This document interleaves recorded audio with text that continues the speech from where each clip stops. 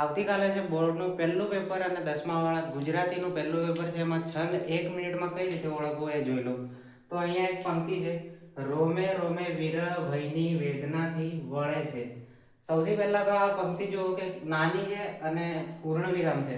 તો આપણે કયા છંદ પર ફોકસ કરીશું? છંદના બે પ્રકાર છે, અક્ષરમેળ અને માત્રામેળ. આપણે અક્ષરોની ગણતરી વાળા પર ફોકસ કરશું. તો પહેલા અક્ષર ગણી લેવાના એકદમ સ્પીડમાં. 1 2 3 4 5 6 7 8 9 10 11 12 13 14 15 16 17 અક્ષરનો છંદ છે કોઈ બી. એટલે આપણને ખબર છે 17 અક્ષર વાળા આપણી જોડે કેટલા છંદ છે? 3. કયો? મંદાક્રાંતા, શિખરણી, પૃથ્વી. શાર્દુલ વિગ્રહી છે, એમાં 19 અક્ષર આવી ગયા. એટલે આપણે હવે આ 17 વાળા 3 છે, તો આ 17 વાળા તો 3 થયા. 3 માંથી હશે કયો એ કઈ રીતે ખબર પડે? તો એમાં તમારે આ 3 નું તમને શું ખબર હોવું જોઈએ? સૂત્ર ખબર હોવું જોઈએ. કેમ કે આપણું મેન સૂત્ર હોય છે યમા તારા જ ભા ન સ લ ગા. આના હિસાબે આપણે છંદ ઓળખવાનો હોય છે. તો મંદાક્રાંતાનું સૂત્ર શું હોય છે? મ ભ ન ત ત ગા ગા.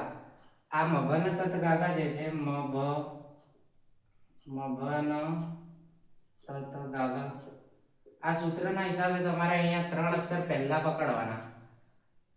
કેમ કે યમાતા જે છે આ લઘુ, ગુરુ અને ગુરુ, આવું તમારું આ સૂત્ર બનશે.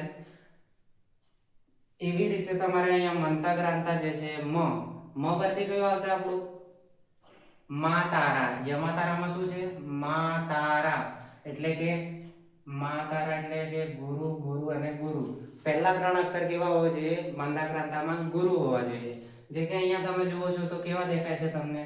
રો એ પણ ગુરુ છે, મે પણ ગુરુ છે અને રો પણ ગુરુ છે. આ 3 ગુરુ આવી ગયા એટલે કે આ મંદાક્રાંતા છે. હવે બીજો ચેક કરી લઈએ હોય તો શિખરણી. શિખરણીનું સૂત્ર શું છે? શિખરણીનું યમન સભ લગા. યમન સભ લગા છે એનું સૂત્ર, બરાબર? યમન. તો ય પરથી શું આવશે એનું સૂત્ર? ય માતા. એટલે લઘુ, ગુરુ, ગુરુ. જેમ કે અહીંયા પહેલો જ અક્ષર આપણો ગુરુ છે, લઘુ નથી. એટલે કે યમા તારા કેન્સલ. પૃથ્વીનું સૂત્ર છે જસ જસ ય લગા. એટલે જ પરથી એનું સૂત્ર શું થાય છે? જ ભાન. એટલે લઘુ, ગુરુ, લઘુ.